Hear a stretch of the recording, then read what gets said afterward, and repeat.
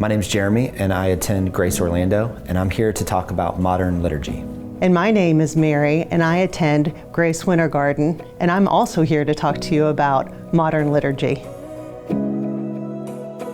My father was a pastor of a local church for over 30 years. What my understanding of liturgy would have been is very dry, very religious, this is what you do, why do you do it? I don't really know why you do it, this is just what you do.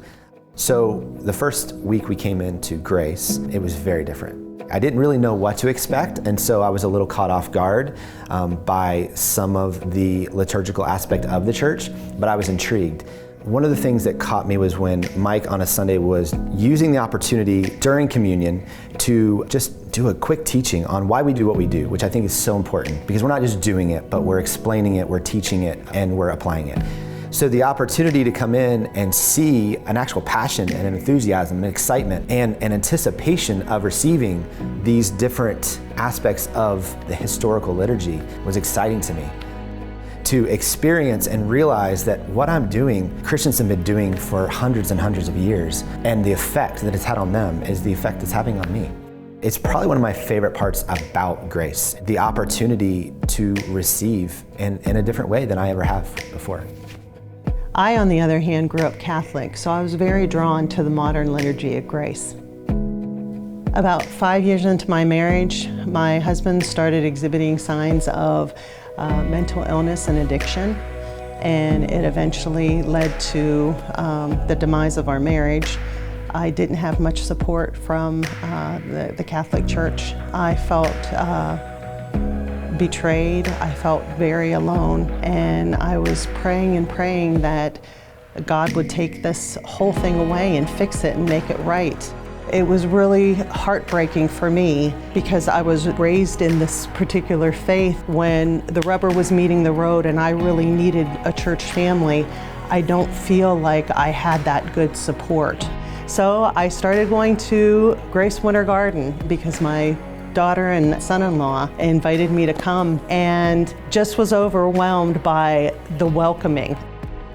I'm not going to say that leaving the Catholic Church, like the nuts and bolts of it, wasn't hard, but the nice thing was about coming to a place like Grace, there's elements that are the same. There's that familiarity of what I grew up with, and it feels like home. The greatest impact since I've come to Grace for me was observing Lent. I grew up understanding what Lent was, but never truly understanding it, realizing it, or observing it. I really felt like the Lord wanted me to go to Ash Wednesday. Never been to an Ash Wednesday service before in my life. I get in there and we're kind of getting everything settled, and Mike asked for someone to come forward.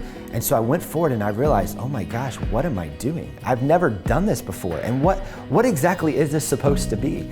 I'm serving on Ash Wednesday at 7 o'clock in the morning, and I'm crying. And I'm thinking, what is going on?